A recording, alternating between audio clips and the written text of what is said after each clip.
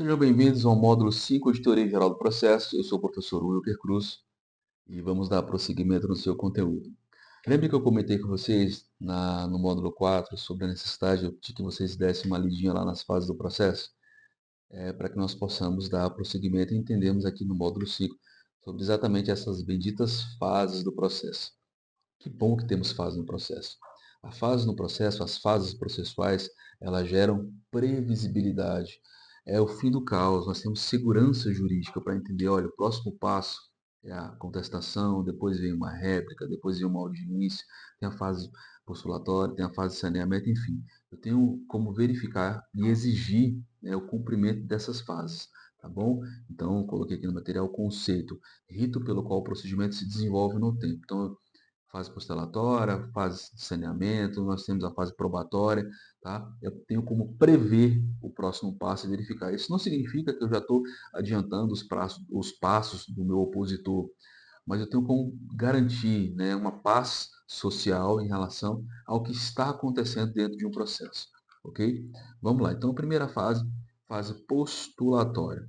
Fase postulatória é onde eu inicio com o meu pedido, é a minha petição inicial. Lembrando, dá uma lida no artigo 319 do Código de Processo Civil, 319 do CPC, tá bom? Dá uma olhada lá no formato da petição inicial.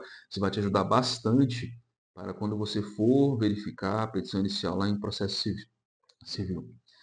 Peticionei, pedi. Próximo passo, contestação. Quem vai fazer a contestação? Quem vai fazer a defesa? É o réu, é o requerido. Tá? Então, é o direito que ele tem de se defender. Ampla defesa e contraditório. Beleza? Vamos lá, senhores. Depois disso, em alguns tipos de processo tem réplica, em outros não. Tá bom? Mas via de regra, a fase postulatória. Aí vem a fase de saneamento. O que é a fase de saneamento? É um processo que está na mão do juiz.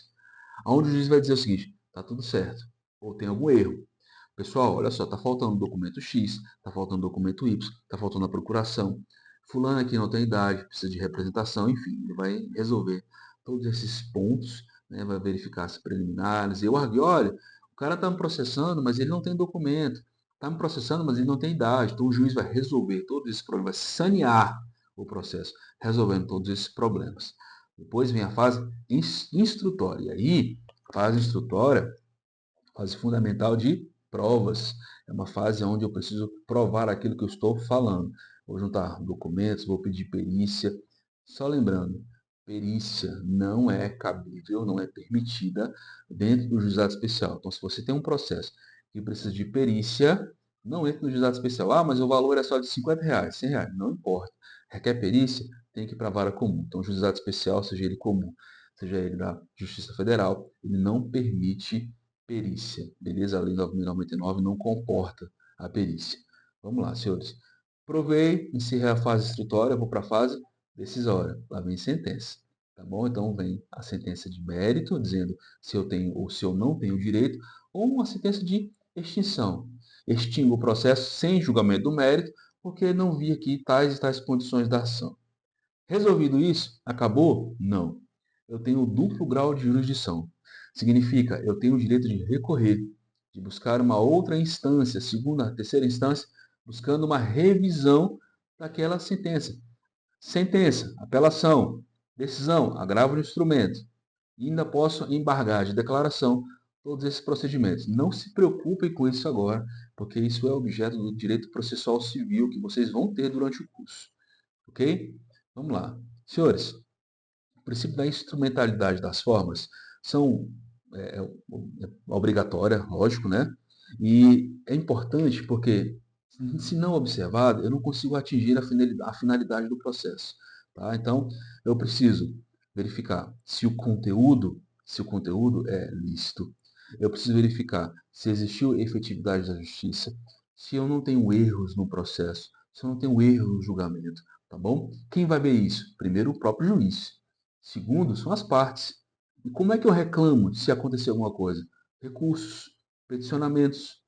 Se é uma decisão, entra com agravo do instrumento. Se vem alguma situação obscura, omissa, contraditória, eu entro com embargo de declaração, enfim. Então, durante o processo, eu também posso, tanto eu como autor, como eu como réu, eu tenho o direito de cobrar essas providências do juiz. Tá bom? Então, Entenda.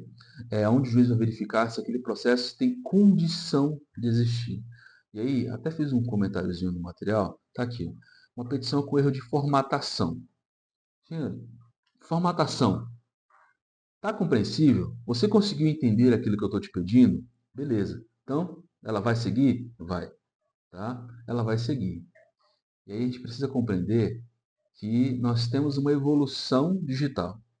Nós temos uma alteração no formato. Nós viemos de advogados que há pouco tempo atrás digitavam suas petições em máquinas de escrever e hoje estão em computadores modernos. Posso exigir de um camarada, de repente, com 60, 70 anos, que ele esteja impecável em relação à formatação da nova petição dele? Meio pesado, né? Então, a gente precisa respeitar isso também. Agora, ele tem que saber o que pede. Ele tem que escrever de forma clara. Por quê? Porque às vezes também estamos nos deparando com advogados que não têm condição de expressar aquilo que pensam. Falta de formação, falta de treinamento. E aí a petição vem totalmente esdrúxula, absurda. E aí o juiz pode sim indeferir aquela petição ou pedir que ela retorne, que ele corrija aquilo ali. Nós chamamos isso de emenda e altere os pedidos para corrigir, né, a forma da apresentação. Tudo bem? Vamos lá. Em relação aos sujeitos, os atos processuais, nós temos os sujeitos, lembrando, juiz, partes, auxiliares de justiça. Juiz, o que o juiz faz? O juiz gera despachos, decisões, sentenças. Do despacho, cabe o quê? Nada, cumprir. Da sentença, se eu não concordo, eu apelo, recurso de apelação. Da decisão interlocutória, se eu não concordo, eu entro com um recurso chamado agravo de instrumento. Ok? Todos eles, se eles são obscuros, se tem alguma omissão, entro lá com embargo de declaração. Mais uma vez, não se preocupe com isso agora, tá bom? Não, vocês vão ter conteúdo próprio em relação a isso. Então, agora o que você precisa saber é o que o juiz faz. Então, ele profere o despacho, que não é o despacho espiritual, tá bom? É chamado despacho porque ele despachou aquela matéria, ou uma sentença, ou uma decisão interlocutória. Vamos lá. As partes. Nós temos o autor, entrando com a petição inicial. Aí vem o réu, que entrou com a contestação. Aí vem o autor de novo, que entrou com uma réplica. Dali para frente, recursos, petições normais dentro de um processo. Tá? E claro, os auxiliares da justiça.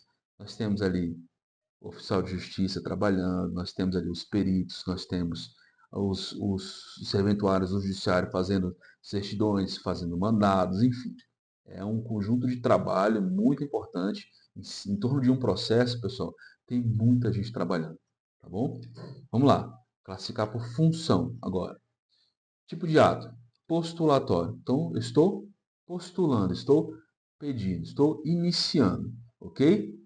Temos também os atos decisórios. É aquele que põe fim. Quem é que tem capacidade para fazer um ato decisório? Juiz. Beleza? Nós temos lá os atos instrutórios, ou seja, de instrução. Instrução é prova. Então, nós temos as partes juntando prova. Nós temos também um perito, por exemplo, juntando provas. Beleza? E, claro, nós temos os atos executórios. Lembrando, execução é o pós, né, a partir de uma decisão. Eu tenho uma declaração de direito, e aí depois daquela declaração do direito, que pode ser por uma sentença ou que pode ser por uma situação extrajudicial, como por exemplo um título extrajudicial, depois disso eu tenho uma execução para fazer, para exigir o cumprimento daquela obrigação. Tudo bem? Coloquei aqui, isso aqui é uma leitura de artigos, tá? Os requisitos dos atos processuais. Então, nós temos lugar, tempo e forma, e eu quero que vocês deem uma lidinha nesses artigos do Código de Processo Civil. É interessante. Mas, via de regra, vamos lá dar alguns exemplos. Lugar. Lugar é o lugar, o fórum onde tramita o processo. Mas, quais são as regras? Por exemplo, processo de família. Ele é no endereço da mulher. Ou, eu tenho crianças no meio, é no endereço da criança. Ok? Estou cobrando uma dívida, então é no endereço do devedor, certo? Eu estou. Ação trabalhista é onde foi executada o trabalho. É, uma ação. Uma. Deixa eu ver, deixa eu pensar aqui. Uma execução de contrato, aonde o contrato foi promovido. Ah, mas eu escolhi no contrato fórum de eleição, então vou colocar no fórum de eleição. Uma ação onde tem o Código de Defesa do Consumidor, é no endereço do consumidor. Enfim, são propriedades, vocês vão verificar nos artigos essas situações. Tudo bem? Então, façam a leitura dos artigos, e eu aconselho até a criar uma espécie de diagrama, de quadro, onde você vai retirando, olha, processo onde envolve crianças, processo onde envolve consumidor, processo criminal, ele vai discriminar toda essa situação, está no conteúdo, tá bom? Vamos lá, pessoal. Resumidamente é isso. Mais uma vez, me disponibilizo para que vocês possam, em alguma dúvida, me contactar. Ok? Nos vemos agora no próximo módulo. Um abraço.